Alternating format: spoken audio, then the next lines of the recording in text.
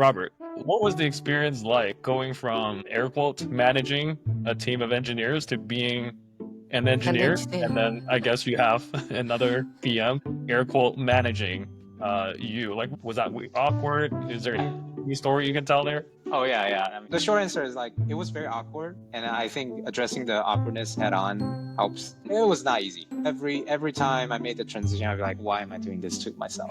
Things are getting easier, and now like I'm just playing on hard mode again. But I don't regret that.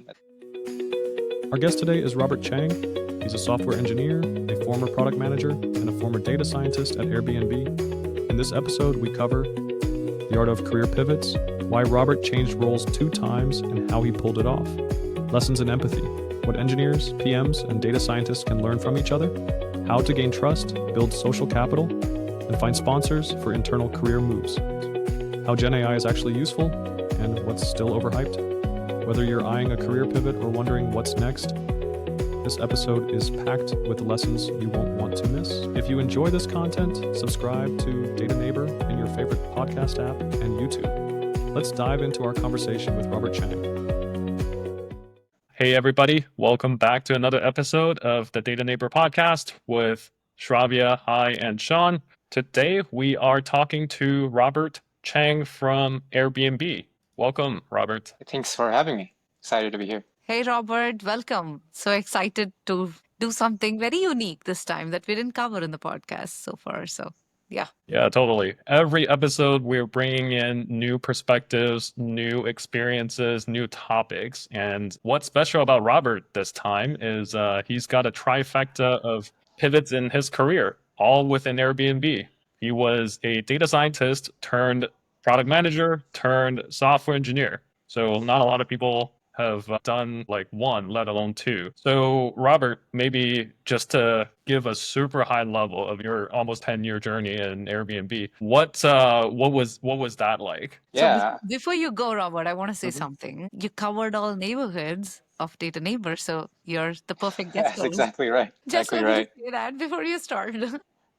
You're like a total package. Yes.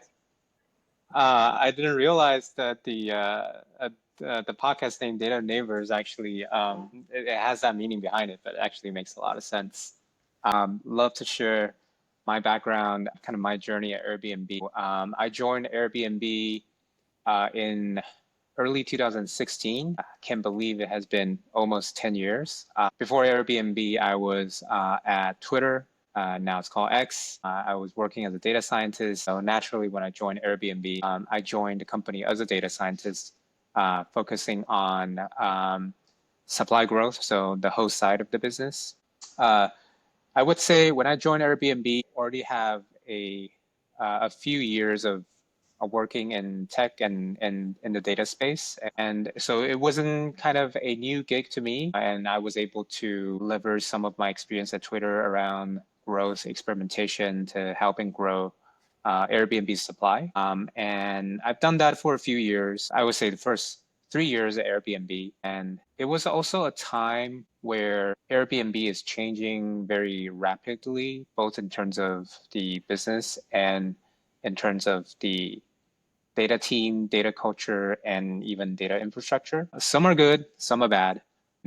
But in retrospect, it was a great learning experience. I can recall that back in, I would say 2018 to 2019, that was a period where Airbnb didn't have a lot of support around data engineering, and a lot of the data scientists have to pick up their sleeves and start doing what I guess what your data neighbors would do, right? A lot of the data pipelining and building data models and things like that. And I would say, I mean, at the time, Airbnb had what we call a core data team, core data engineering team.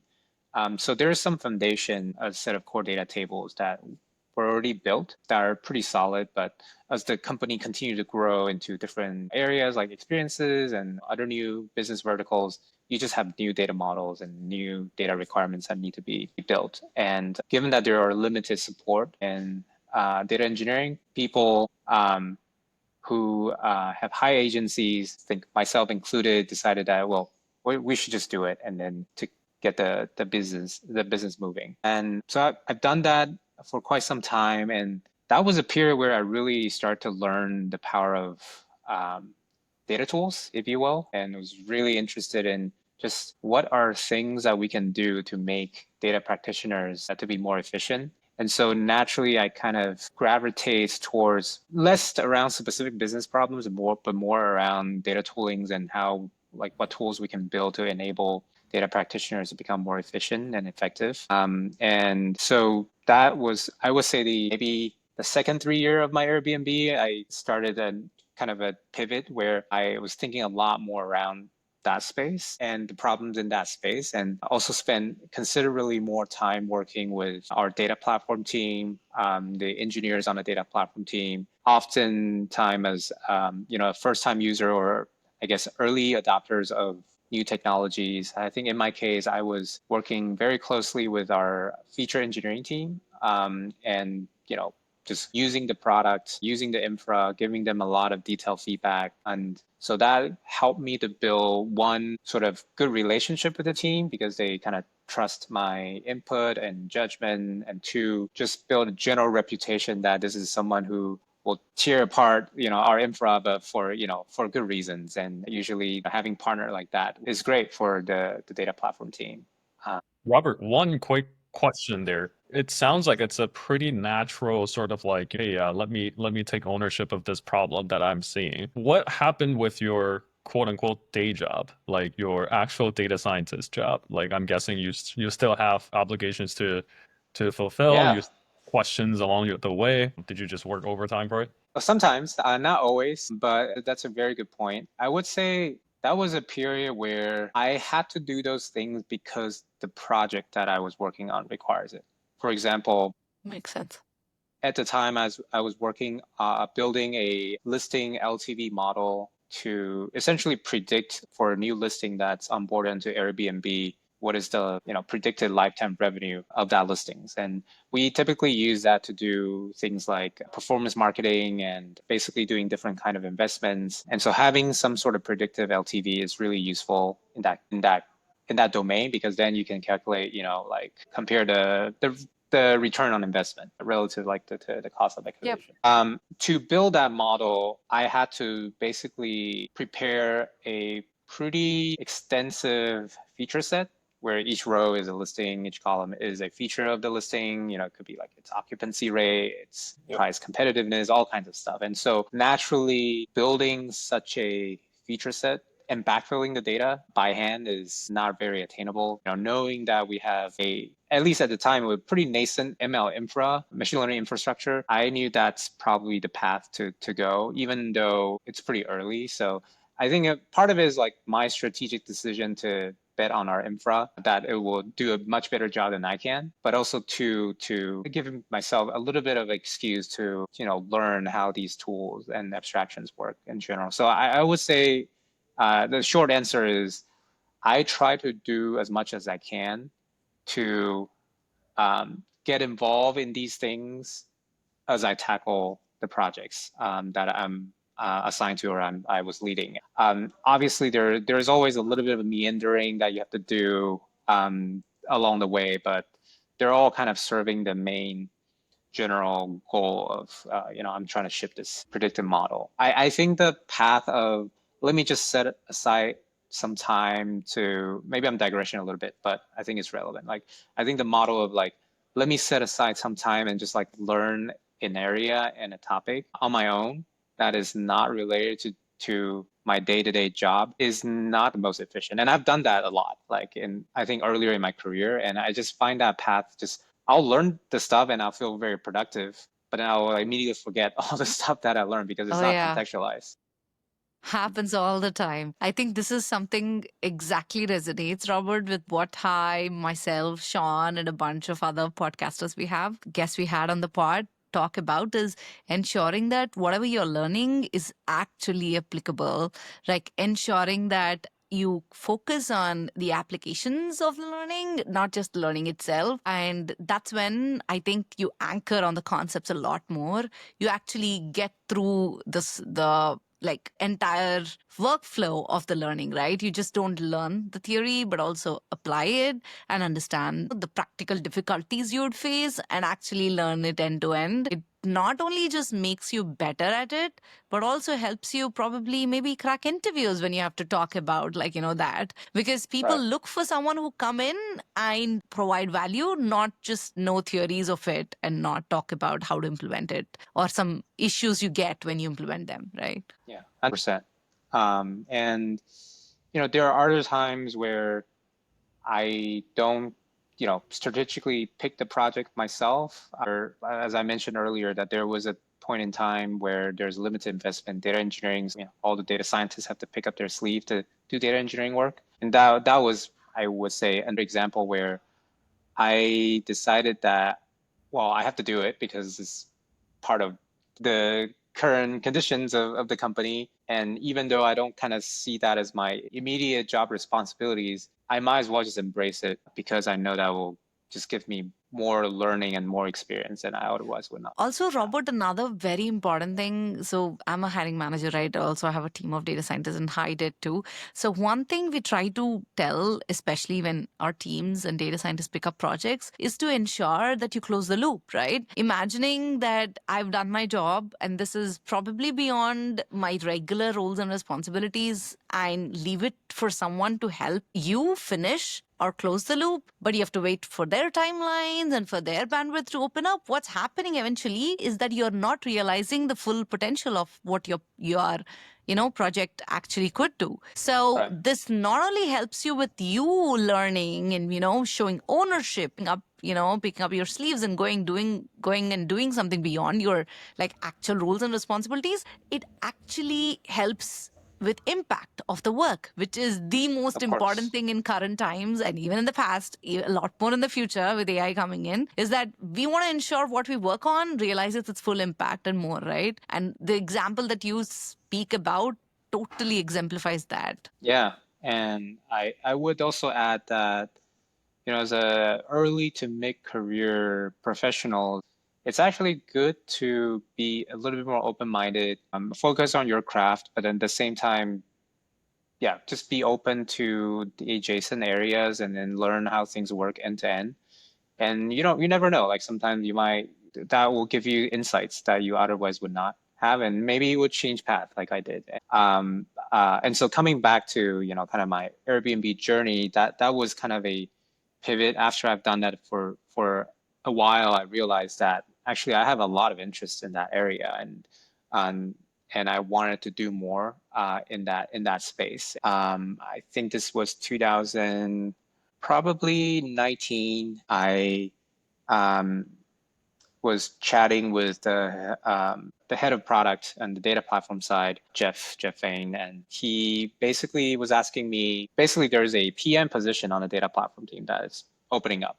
And given kind of my history with the data platform team and just, having by then I've worked in the data science field for about 7-8 years and have accumulated some network. He was asking me if I know any great candidates, and I told him that I'll definitely look and see if there's any good ones that if I find any good candidates, I'll pass along to him. And I did that for a while. And then eventually I just realized, well, maybe that's something that I can do, and why not? I was also at a point in my career at Airbnb where I feel like I've done a lot of the typical data science projects and I feel pretty good about it. And I'm looking for different challenges. And I just thought that, maybe that would be an interesting pivot. And so I didn't immediately jump to that opportunity. I kind of talked to Jeff, and then I remember we had maybe 4 or 5 different casual lunch conversations. It was a kind of part like just chatting, but part also aligning, right? Like I asked him about what is the type of candidates that you're looking for. I also share with him, what I'm good at, what I'm not good at, and what I'm trying to learn. And it was basically these like 4 or 5 different mini alignment meetings. And then we both feel it's not a crazy idea, even though I don't have relevant like product management experience, a lot of domain expertise, and probably that. But there's some good trades where it's likely that Robert would do fine as a PM, and so we decided to give it a shot. And And so we made that transition. And so that was kind of the beginning of my PM career. The team that I was supporting was the metric infrastructure team, the team that's responsible for computing all metrics that powers, Airbnb's A/B tests, analytics, reporting. It's at the time a pretty small but promising team, and so it was definitely a new space. Like the semantics layer is pretty new back then, and nobody actually even talked about it as referred to it as the semantics layer. And so I joined the team, and that was the beginning of my PM career. I would say I still remember the first week I joined the team, there was a huge incident, and I have to manage. We have to put a moratorium. Actually, I learned the term moratorium during that week, and we have to put a moratorium on the system. Basically, we have to tell our users that we're sorry, you cannot contribute to the repository because we have data reliability issues. I will spare you the details, but it was a huge incident. And I just feel like it was an extended interview that they're like secretly testing me, like if I can handle it. And it was a horrible incident, but it was a great learning experience. But it also kind of helped me to build trust with the team, with the users, and that kicked off my PM career on the data platform team. And I've done that for 2 years. And yeah, I'll pause here. I mean, I learned a lot of different things, very different from doing data science, but So you passed the interview, it sounds like. I think I did. And I still don't know if that was an actual extended interview, but I passed the interview. I feel like someone put a mine there. Like literally, it's like, hey, break this and see how Robert does. Yeah, exactly. That's really interesting. So when you stepped into the PM role, what was the most surprising aspect of it? Like other than, hey, like everything broke. That's a great question. Yeah, other than everything broke, I would say the most surprising thing is how much work it takes to build a scalable and reliable infrastructure. I say that because before I joined the team, I have some intuition on where my value add would be. And that is, someone who was a former data practitioner, understand the user workflow, understand the user pain point, and can understand the user requirements and then what products, what features to build. And that is certainly a superpower of the PM. But I think especially for managing a data platform or an infrastructure type of project, there are just so many things beneath the surface that a user would not see. For example, there are things that like access control. You have to be SOX compliant. You have to worry about GDPR. You have to make sure that there are clear SLA, SLO for your system. You have to make sure that there are good instrumentation across the board so that if there are incident, you can actually, all kinds of stuff. And the surprising thing to me was how multi-dimensional and how many considerations you have to take into account. Yeah. And that made me realize that even if you have a superpower to understand what to build, they might not get prioritized because there are far more important things that you need to get right first, like reliability, scalability, and all that. And I think that has just been it has been kind of the truth since I joined. And I'm still on the same team, just at a different capacity, which we'll get to. But it is the same. Like there's always so many things that you have to get right to build if you're building this like gigantic infrastructure. And then building the right features for you to delight your users is super important, but it's really just one part of it. And so that I think is the biggest shift and maybe the biggest appreciation I have for Infra team is that, as a data practitioner, you focus on your work and there are certain features that you think, oh, of course you should build that. And it would make sense to build that. But to build it in a, scalable way and versus building it in just kind of a Band-Aid solution, it's very different, right? And yeah. I think that's kind of a different perspective going in as a data practitioner versus I would say a system maintainer or infrastructure maintainer.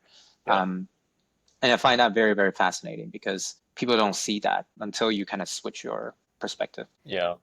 One analogy that jumps to mind is like, imagine you own a bakery or just any small business, right? Like people from the outside would be like, oh, you bake bread, like you make cake, you make pastries.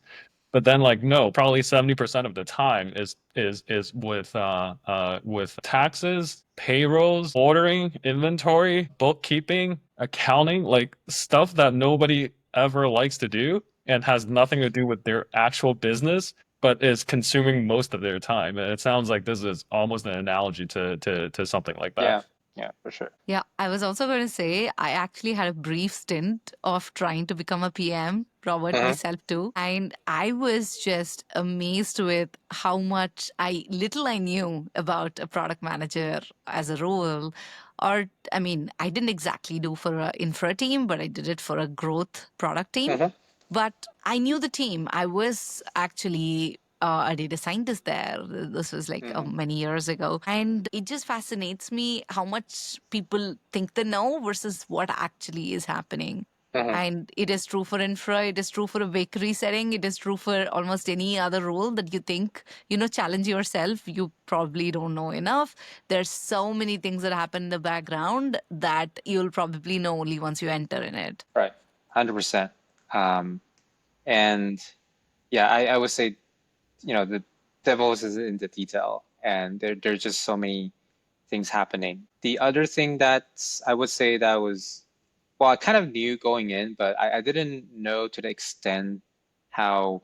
I remember when I first joined the team really needed a PM. The users needed a PM to orchestrate and prioritize. And I mean, I think from week one when I joined the team, it was just nonstop context switching, because there's, as we mentioned earlier, there's just so many different aspects of the infrastructure, the product that you need to engage and know and help and orchestrate. And I think that's something, it requires a different set of skills. I think if you're someone who's like really enjoy heads down, protect the time, and then just like, I think Paul Graham has this essay on like maker schedule and manager schedule. I think it's actually very, very accurate that if you're a PM, most likely you're always on the manager's schedule, not the maker's schedule. Your job, part of it is to protect the maker's schedule so that they can build. And a lot of your time is in, as I mentioned, orchestrating, aligning and doing all that work. And I think that was a huge learning experience that I still think that I'm still learning it, less so not in my current capacity, but I think it's just a general skill to have. And I'm sure for the both of you as managers, you're not spending most of your time like actually doing heads down building. No, You're also doing a lot of aligning, orchestration. And I think having that skill sets and to be able to scale yourself and then by extension your team and the work of your team it's a very different set of skills. And yeah, it was definitely a very humbling experience. So I would say, I mean, I'm sure there are more, but those are like the two big things that came to the top of my head. Yeah, so cool. And then you moved on to becoming an engineer for the same team, Robert? Is that what it was? Yeah. So that brings to the, the current history. I was on the PM role for 2 years until 2021, and there were a few big learnings from that experience. I alluded to that earlier. I think I'm someone who really enjoys like thinking through a problem very deeply and having a maker schedule. And I don't think that being on a PM role just supports that. It's very interesting because I think being a PM, I think the ways of working is probably it's not the best match for my personality, but it's definitely the most impactful role that I've been on, at least at that time at Airbnb. And I think a big realization for me was that after a day of aligning, orchestrating, and talking to different people and trying to back channel, front channel, and then doing all kinds of channeling, I just get so tired and I have no bandwidth to think about anything else. And eventually I just realized that perhaps the PM role, even though it was a very impactful role, it probably wasn't the best fit for me. That's one reason. And then the second reason was, and this is specific to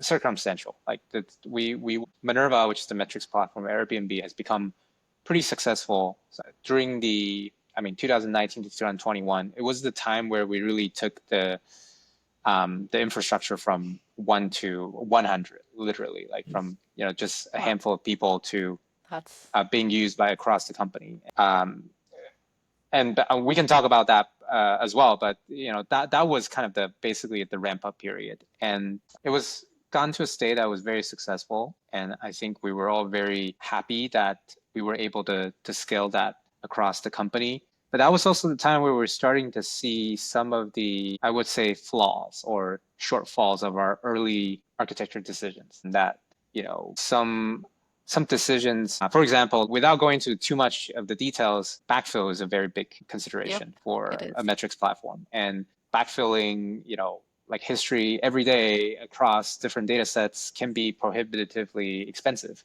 Yeah. And a lot of it, at least the previous version of our metric platform, we try to pre-compute everything as much as we can by joining different fact tables and dimension tables and then shuffle into Druid so that we can service them in our BI tool. At Airbnb, we use Superset. And so almost everything is pre-computed. And that gets really, really expensive.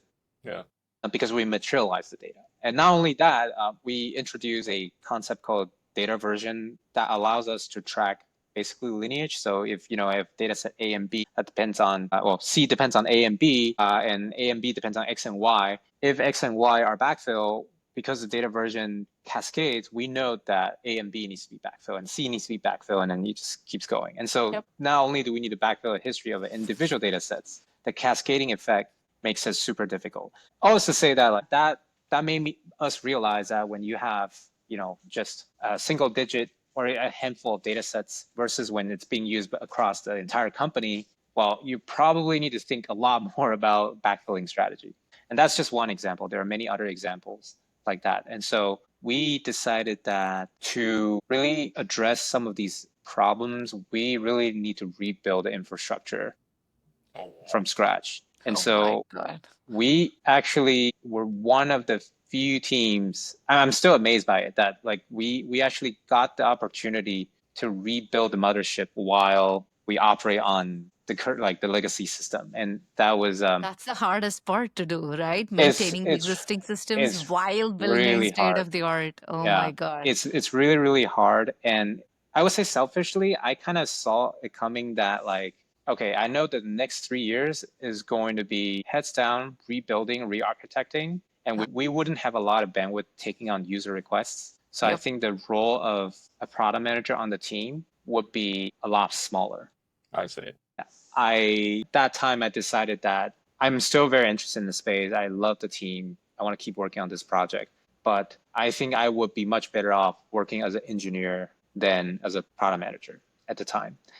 So I talked to my director and Dave Nagel, and who was very supportive. And he told me that I remember we had this conversation. I was struggling. I was trying to figure out, what's next step. And he was like, Robert, how old are you? And I was like, 30 something. And then he's like, I don't know his exact age, but he's obviously has been in the industry for 20 plus years. And he's like, you're so young, just do it.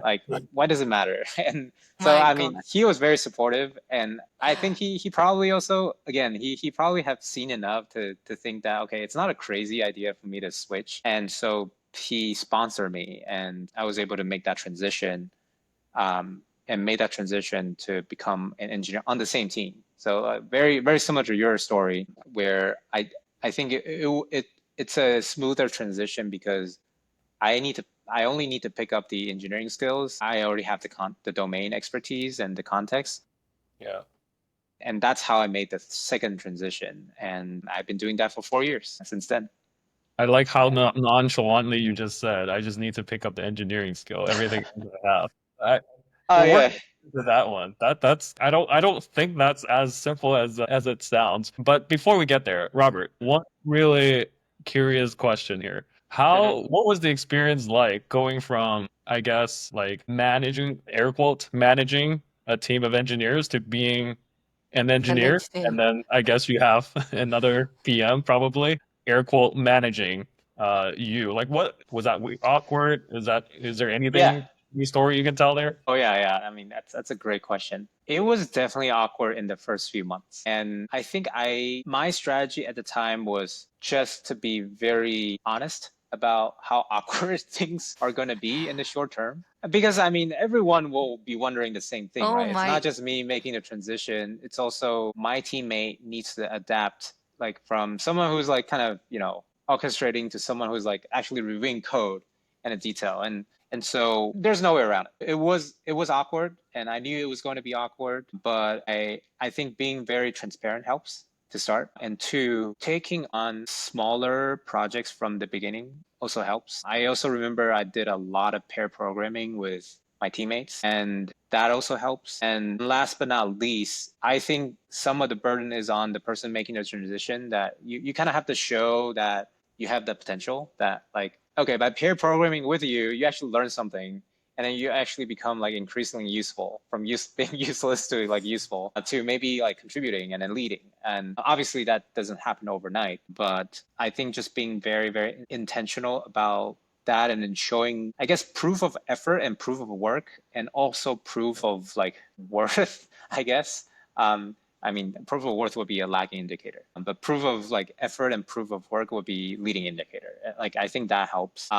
And yeah, I don't think it was very easy. I feel like every transition that I made, I basically have to gave up all the things that I was good at, because they're like, at least in the first few months of making a new transition, the skills that I was good at are, I wouldn't say they become useless, but they kind of they started to take a backseat, because that's not what the role requires. And so you kind of have to pick up those skills. But I do believe that things compound, that like once you acquire a certain level of skills for your current role or function, you can then start having a little bit more leeway in combining skills and apply it to different situations. For example, like in my case, once I got more comfortable in shipping features and then building it in a way that's scalable, like I then spent a bit more time bringing some of my earlier experience in. For example, when we're doing like prioritization, then you can actually chip in and say that, well, based on my current estimate, this is not going to take 3 months. It's going to take 6 months, or this is actually, it's pretty straightforward. This is going to take just 3 weeks. And so I think those are like the opportunities where you can bring in some of those skills. And you mentioned earlier that working with a different PM, how's that like? I actually think that if you apply those skills, hybrid of skills appropriately, the person who is on your previous role would actually appreciate it a lot, because you speak their language and you actually help them to fill the gap that they don't see. I think that's, of course, the best case scenario. There are also the scenario that like you suck at everything that you do and everything go like horribly, but hopefully that's not the case. Yeah, so the short answer is like, it was very awkward, and I think addressing the awkwardness head on helps. Showing your progress in different dimensions also helps, because that's the best way to build trust. But yeah, it was not easy. Every time I made the transition, I'd be like, why am I doing this to myself? Things are getting easier, and now like I'm just playing on hard mode again. But I don't regret them.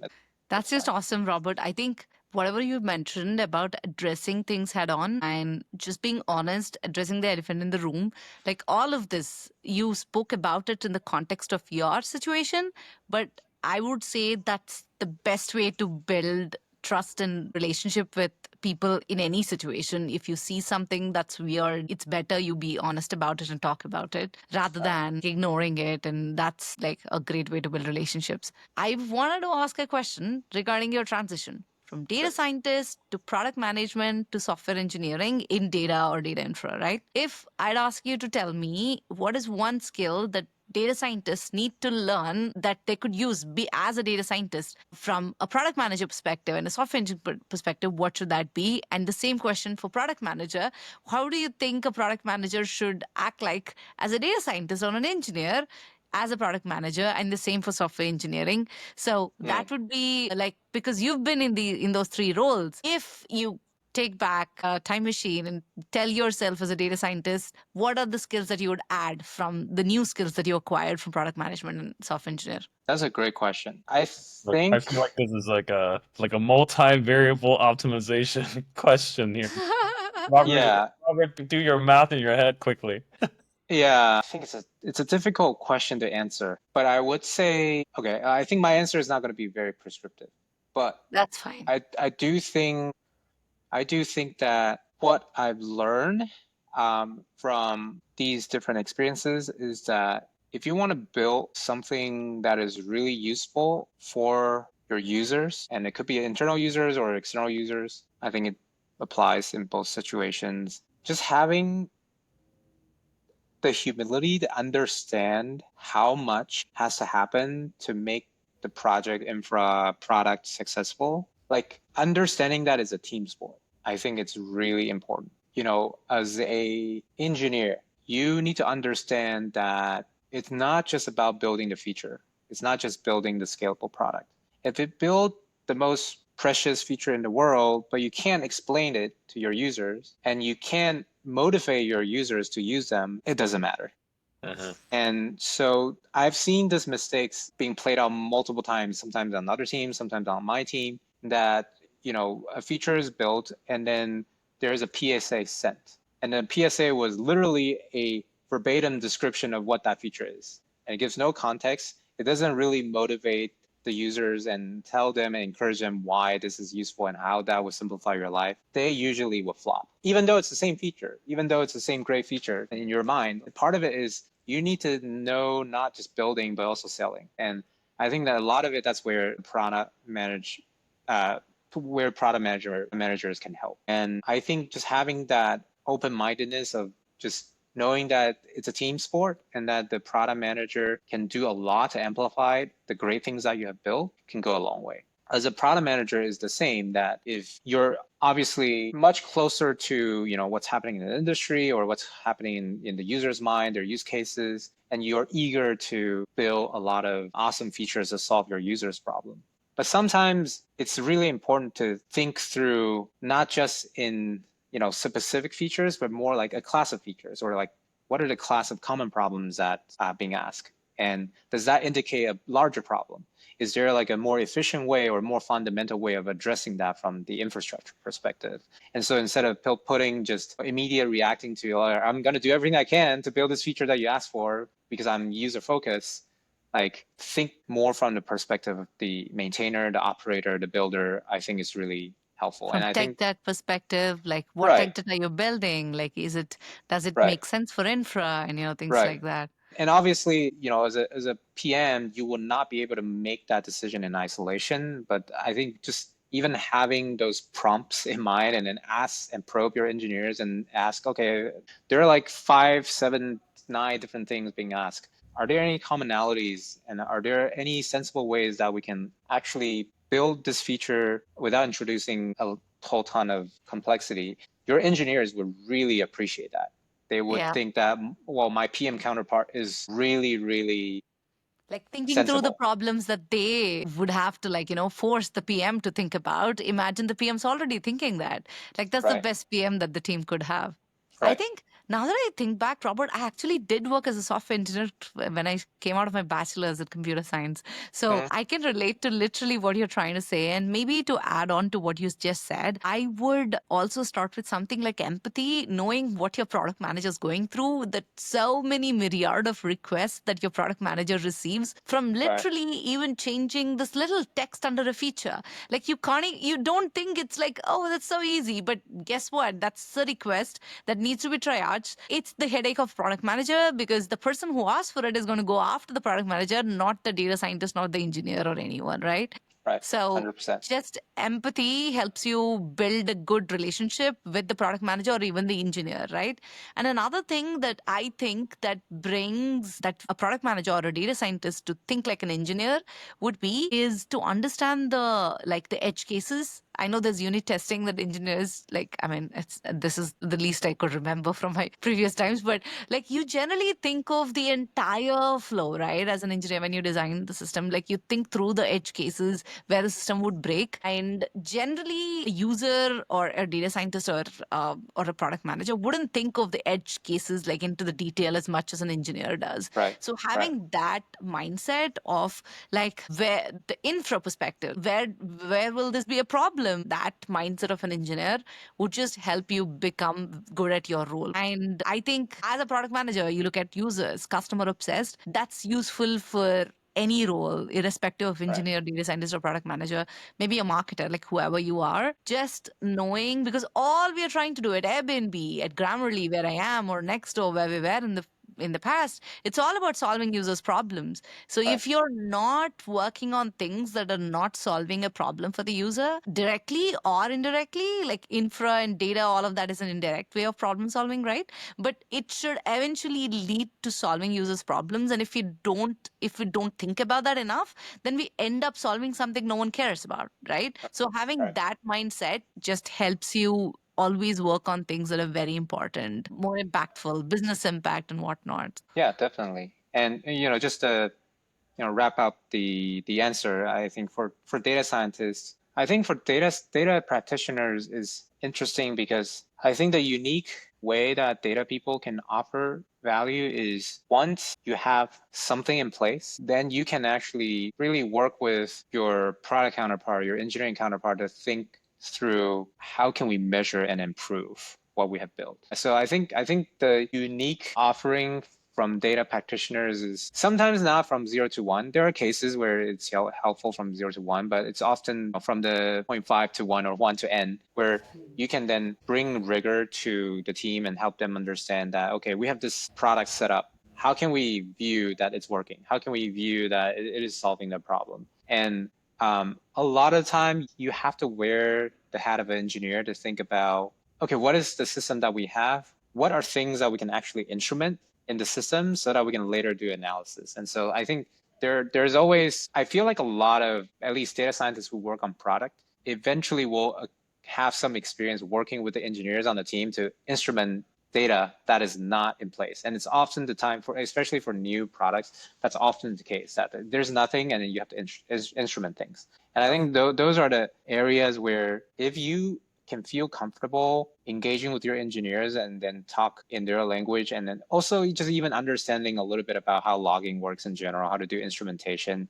I think that goes a long way. Your engineers will really respect you. They would love to work with you. And on the flip side, I think, working with your product managers, it's the same. They are always flooded by all kinds of directions and requests. So if you can provide insight that certain direction, like where to build the bridges rather than how the bridge is built, if you can point them into the right directions, that's really what they're thinking about all day, really. A lot of time it's like, okay, how can I prioritize this versus deprioritize this? What are the trade-offs? But if you can actually pinpoint what the trade-offs are and measure them, and think like a PM, that can be really powerful. And to summarize, I think that it just takes a village to actually build a great infrastructure product, and having the empathy to understand what are some of the constraints and trade-offs and like core problems, how people think about their kind of day-to-day job can go a very, very long way. And I think if you can have a team full of those kind of people, like that would be a very awesome team to be on. It's not always the case, but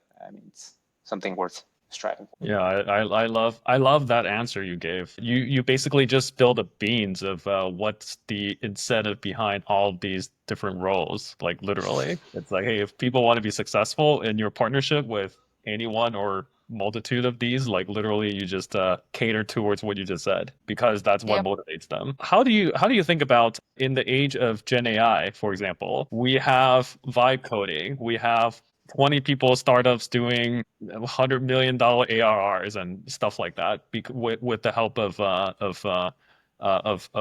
AI. Do you have any perspective on how the whole idea of like a team is going to work in that new reality? I was thinking, hi, that it's been a long time and we didn't bring AI. And I'm like, yes, there you go. A There you great go. AI question for Yeah. a software I mean, engineer right now, for sure. Yeah. oh man, that's a great question, but also a hard question. I don't know if I have a great answer from the top of my head, because I think I'm pretty bad at predicting the future. I think that Being wrong. Nobody. yeah, nobody has a crystal ball. Yeah. But I would say that there are, so I don't necessarily consider myself as an early adopter of new technologies, even though I work in tech. I think I'm usually on the, maybe middle of the, chasing the chasm curve. And I definitely feel that the AI hype, there's AI hype for sure, but the transformation and the impact that AI and Gen AI, LLM brings is real. And I think it's yet to be seen how it will actually be used. I would say on my day-to-day job, I find these coding assistants really useful for very well-defined and relatively simple tasks, like writing simple unit tests, helping me to come up with different edge cases. So it's mostly not actually writing the core code, but more around automating some of the more repetitive and manual tasks, like writing unit tests. That's one way I think that it has been used by a lot of people, and myself included. I personally have found recently I'm just getting more and more interested in learning how to connect like front end with back end, and trying to learn more about TypeScript and React and all that. And I find LLM as a really, really powerful teacher slash tutor who wouldn't complain. You can ask all kinds of questions. And I'm not sure if this is exactly what you're looking for, but I use it as a really knowledgeable teacher, and I will ask it and say, I want to do A, B, C, and D, and it probably involves certain concept. Explain it in the language that I'm familiar with. So like explain it in Python or something like that, and then like draw the parallel. And LLM is like so great at just doing exactly what you ask and then teaching you the parallel. And so I think it's a very, very effective teaching tool. And I think in the era of LLM, there's like, it actually will make people more, like you can actually learn more things more quickly. Yeah, I'm not so sure about vibe coding. I think it's probably still too good to be true, at least currently. But I think it's at best a very great assistant that can either automate, make you more productive, or help you to learn. And yeah, that's my current thought. It's pretty crazy how things are changing like every week. So like, who knows what's going to happen by next week.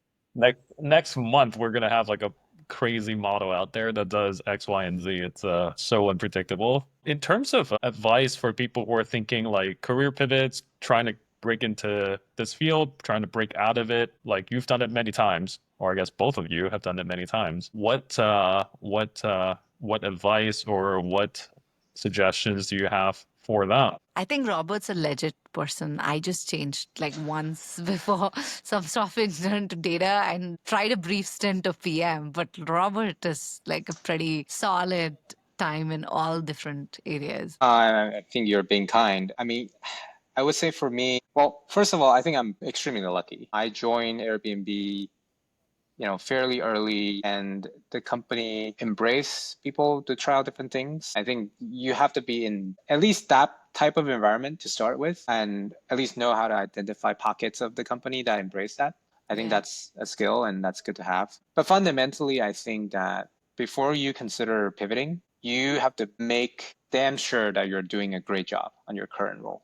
I think that's what builds your social capital. That's what builds trust, and that's what gives people to even consider giving you opportunities to branch out. If you're not doing really well in your current job, people extrapolate, right? And like, why would you think that you would do a great job in a different role? And I think that's the number one thing, is to make sure that you enjoy what you're doing and then do a really great job, build the social capital. And two, once you have enough social capital, find adjacent areas that are relevant to your day-to-day work that piques your curiosity, and then explore more.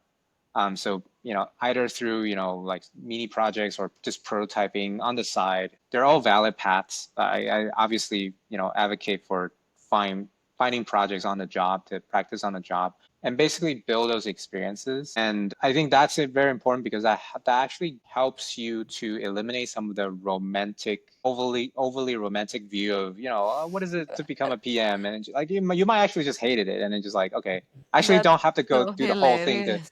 to figure it out, right? I mean, maybe I should take my own advice and do a little bit more of that.